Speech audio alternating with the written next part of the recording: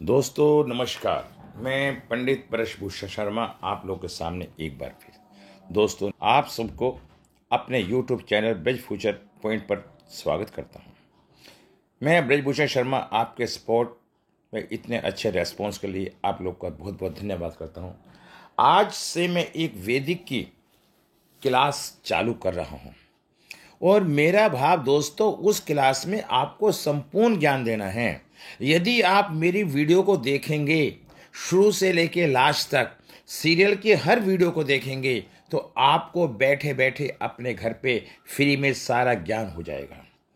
यदि उसके बाद भी अगर आप मेरे से संपर्क करना चाहते हैं तो मेरे से आप व्यक्तिगत कांटेक्ट कर सकते हैं, मेरी क्लासों में भी एडमिशन ले सकते हैं।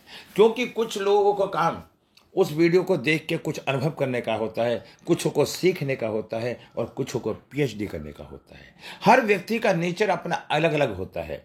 आपको जितनी जरूरत है उतना ज्ञान ले सकते हैं। ये ज्ञान आपके अंदर से उत्पन्न होता है, किसी के कहने से नहीं।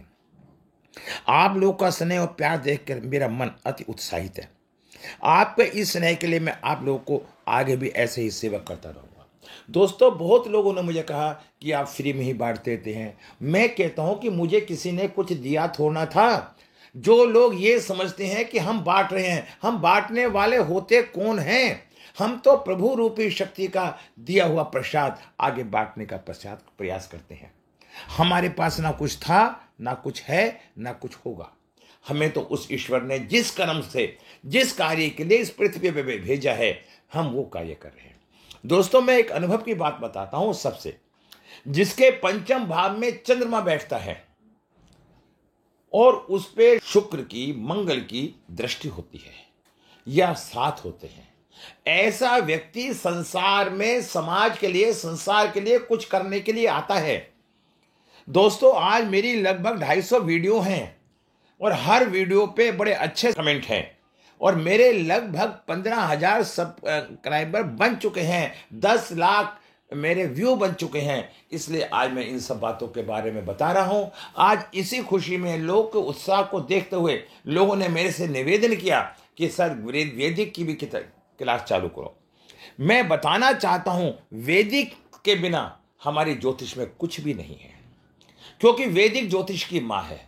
मैं आपको न्यूमरोलॉजी भी पढ़ाता हूं, लेकिन वो सब आधार वैदिक ही होता है। आज मैं उस वैदिक की कड़ी से चालू करने से पहले आपको थोड़ा सा संक्षेप में वर्णन करता हूं। दोस्तों युद्ध कल भी होते थे, युद्ध आज भी होते हैं। कल युद्ध ईंट पत्थरों से होते थे, आज मिसाइलों से होते हैं। संसार में कुछ नहीं बदला, सब वो का वही है। जो कल था वो आज है, उसका एक शुद्धिकरण हो गया, उसका रूप बदल गया। ज्योतिष हमारी 5,000 साल पहले भी ऐसी थी और ज्योतिष आज भी है। हमें इसको बदलने का प्रयास करना है। मैं उस प्रयास में कुछ प्रयास कर रहा हूं। अगर आप लोग का सहयोग और आप लोग यदि मेरे साथ मिलके इस कार्य में आगे बढ़ना चाहते हैं तो मैं आपको अपने साथ जोड़ने के लिए भी तैयार हूं। दोस्तों क्योंकि पहले हमें ज्ञान की बातें कर लेते हैं। दोस्तों कुछ लोग सुनते हैं बेकार की बातें। बेकार कुछ नहीं है संसार में। मिट्टी भी बिकती है, मिट्टी की भी कीमत है, हर गंदे पानी की भी कीमत है। कम से कम वो पानी आग बुझाने के तो काम आता है। इसलिए कुछ भी गलत नहीं है, सिर्फ नजरिया है तो आपका गलत है। किसी बात को सोचने का तरीका आपका गलत है। आप उसके नजरिए को पलटो तो शायद आप जीवन में बहुत ऊंचाइयों पे पहुंचोगे, इसमें कोई दो राय नहीं। दोस्तों अब मैं आपको बताना चाहता हूं वैदिक की मैं कड़ी चालू कर रहा हूं। मेष लगन से लेके मीन तक के बारे में बता रहा हूं और मेष लगन से लेके मेष लगन के अंदर कौन कौन से प्रथम भाव में ग्रह बैठे होते हैं तो उनके परिणाम कैसे होते हैं। मैं इस कड़ी के अंदर हर बात को धीरे धीरे बताऊंगा। यदि किसी को लोगों को अच्छी लगती है, उसमें कोई सलाह देना चाहता है तो कमेंट में सलाह दे सकता है। अगर कोई कमी बताना चाहता है तो मैं उससे निवेदन करूंगा मेरी इस वीडियो से अच्छी वीडियो बना के मुझे दिखाए और उस कमी को ठीक करके बताए। क्योंकि आज कुछ लोगों के अंदर हर अच्छी या बुराई के अंदर एक कमी निकालने की आदत होती है। क्योंकि एक दीमक का काम डंक मारना या उसको कीड़े की तरह रेंगना होता है। तो कुछ लोग की प्रवृत्ति मात्र कमी निकालने की होती है, वो राहु प्रबल रोग होते हैं। मैं इस कड़ी के अंदर आपको राहु के नेचर बताऊंगा। यदि वो नेचर आपसे मिलते जुलते हैं तो आप अपने नेचर को बदलने का प्रयास करें। मैं इस कड़ी को आज से शुरुआत कर रहा हूं और आज सब में पहले मैं मेष राशि, मेष लगन के बारे में आपको बताता हूं। यदि मेष लगन में सूर्य हो, देखिए पहला भाव लगन होता है, दूसरा भाव धन होता है, तीसरा भाव भाई का होता है और चौथा भाव सुख का होता है, पांचवा भाव संतान का होता है, छठा भाव शत्रु का होता है, सातवां भाव पति पत्नी का होता है, आठवां भाव आयु का होता है, नौवां भाव भाग्य का होता है, 10वां भाव कर्म का होता है, 11वां भाव लाभ का होता है, 12वां भाव खर्चे का होता है। मैं ये पूरी विस्तार से आपको बताऊंगा।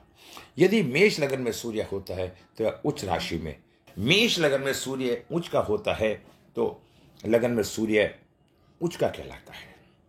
सूर्य संतान विद्या की ओर उत्तम फल देता है, क्योंकि लगन का मालिक मंगल और सूर्य आपस में मित्र हैं। इसलिए ऐसा व्यक्ति उस प्रकाशवान होता है, ऊर्जावान होता है और उसकी ख्याति बड़ी दूर दूर तक फैलती है। चंद्रमा यदि लगन में बैठा हो, चंद्रमा क्या है?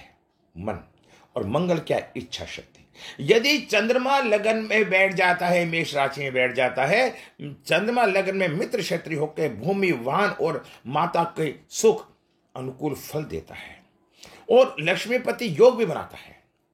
और यदि मंगल ही लगन में बैठ जाए अपनी राशि में, समय पहले मंगली दोष हो जाता है।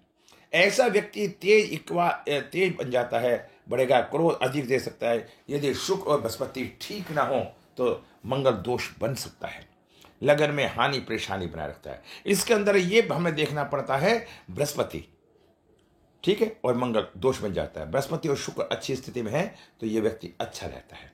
बुध यदि लगन के अंदर बुध बैठा है तो बुध हानि परेशानी समस्याएं उलझने तनाव मानसिक परेशानियां सब पैदा करता है। अब आप कहेंगे ऐसा क्यों? बुध तो एक अच्छा ग्रह है, ऐसा क्यों होता है? क्योंकि मंगल बुध का शत्रु है। मंगल बुध अकारक ग्रह है मेष राशि के अंदर और वृश्चिक राशि के अंदर, तो बुध अच्छे फल नहीं दे सकता। बृहस्पति भाग्य बढ़ाएगा, संतान विद्या और पति पत्नी की ओर से शुभ फल देगा, मान यश बढ़ाएगा। नंबर 2, यदि मंगल और बृहस्पति आपस में मित्र है, मंगल इच्छा शक्ति है और बृहस्पति ज्ञान है, ऐसा व्यक्ति ज्ञान से भरपूर होगा, उच्च लेवल का अधिकारी होगा, प्रशासनिक अधिकारी होगा, कर्मशील होगा, ज्ञानवान होगा, एजुकेशन में पारंगत होगा। ऐसा व्यक्ति के अंदर यह परिस्थिति पाई जाएगी। यदि शुक्र मंगल के घर में बैठा है, गृहस्थ सुख में वृद्धि करेगा, व्यापार में तरक्की होगी, धन के लिए अनुकूल है। दोस्तों मंगल और शुक्र एक साथ बैठ जाते हैं तो लव मैरिज के भी योग हैं। दोस्तों मैं एक कंसल्टेंसी भी देता हूं, वो मात्र 1100 रुपये लेता हूं। अगर किसी के लव मैरिज में कोई प्रॉब्लम है, क्यों नहीं हो रही है, होगी या नहीं होगी, उसके बारे में विस्तार से मैं पूरी वर्णन देता हूं।